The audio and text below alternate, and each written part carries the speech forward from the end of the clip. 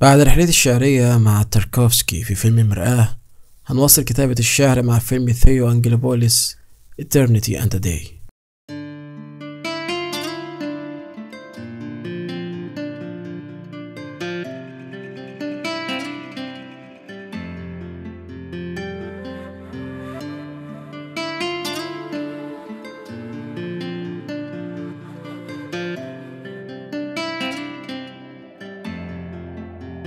في الأبدية ويوم بيحكي المخرج اليوناني أنجيلوبوليس اليوم الأخير في حياة شاعره ألكسندر. بيتذكر الشاعر حياته اللي فاتت واللي قضاها في عزلة عن العالم وعن اللي بيحبوه عشان الكتابة والشعر. بيحاول ألكسندر يتصالح مع ماضيه ومع الغد المجهول قبل دخوله المستشفى في اليوم التالي مصاب بمرض عضال هيقضي على حياته. بيقضي الشاعر يومه الأخير متجول في شوارع مدينته، بيقابل طفل لاجئ من ألبانيا شافه وهو بيتجول في شوارع المدينة، بتنشأ بينهم رفقة ومحبة، بيجدد من خلال علاقته بيه صلته اللي انقطعت عن العالم. الشاعر بلا مستقبل والولد بأحلام جريحة، ولهما من الأيام هذا اليوم وربما يوم قادم.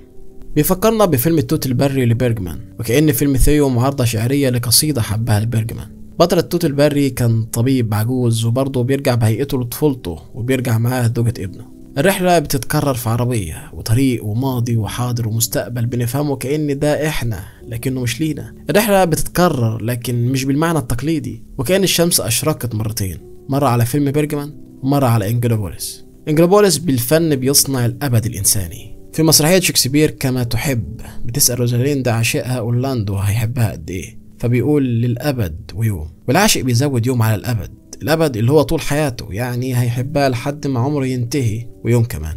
أما يوم أنجيلوبوليس فهو الحياة التي نريدها لنصنع بالفن الأبد. ألكسندر انشغل باستكمال قصيدة كتبها شاعر من القرن ال19 ما اكتملتش زي أعماله برضه. الشاعر ده كان اسمه سولومون، أحد آباء الشعر في اليونان، وفي قصيدة ليه اتخذت نشيد وطني. اتربى في إيطاليا ونسي كتير من اللغة اليونانية الأم، ولما رجع في بدايات القرن ال19 المشاركة في حرب التحرير من الدولة العثمانية كانت حصيلته من اللغة اليونانية ما تكفيش عشان يقول الشعر، فلف على الناس يطلب ويشتري منهم كلمات بيسمعها لأول مرة، كأنه بيعالج بالكلمات دي نزيف غربته. ده اللي عمله ألكسندر برضه، اشترى من الطفل 3 كلمات ينور بيها غربته ومنفاه الأخير. في المرات ال3 اللي ظهر فيها سولومون بيجمعوا أنجيلوبوليس مع ألكسندر في نفس الكادر، ورغم اللي بيفصلهم من الزمن بيجمعهم قدر واحد، قدر الشاعر على هذه الأرض، قدر الغربة والمنفى. الطفل اللي بيقابله الشاعر في الأبدية ويوم ما هو إلا انعكاس لبراءته المفقودة في طيات الزمن. هو فعلا أشبه بطفل بيحاول اكتشاف العالم في يومه الأخير، ولذلك فهو بيشارك الطفل رحلته لأنه في احتياج حقيقي لده. قرب النهاية وفي لقاء أخير في دار المسنين بينحني ألكسندر عند سرير أمه، بيسأل الشاعر أسئلته الجارحة لنفسه ولأمه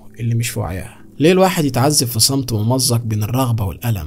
ليه أقضي حياتي في المنفى؟ ليه لما أرجع البيت بس أقدر أتكلم بلغتي؟ ولما ألاقي الكلمات المفقودة أو لما أستحضر الكلمات المنسية خارج إطار الصمت، ليه في اللحظة دي بالذات بسمع خطوات رجلي في البيت؟ مشاهد أنجيلوبوليس مشاهد صامتة بتخلي المشاهد يتأمل ويدخل تفاصيل حياته الخاصة لفضاء الفيلم. الزمن في سينما أنجيلوبوليس هو وسيطه الشعري، بحيث تطفو شخصياته بين الزمن وعكس السرد الطبيعي.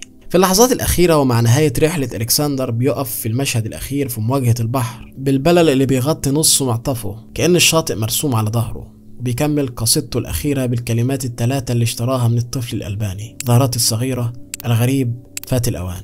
ونختم بكلمات ويليام شكسبير من مسرحية هاملت: الزمن بطيء جدا لمن ينتظر، سريع جدا لمن يخشى، طويل جدا لمن يتألم، وقصير جدا لمن يحتفل، لكنه الأبدية لمن يحب.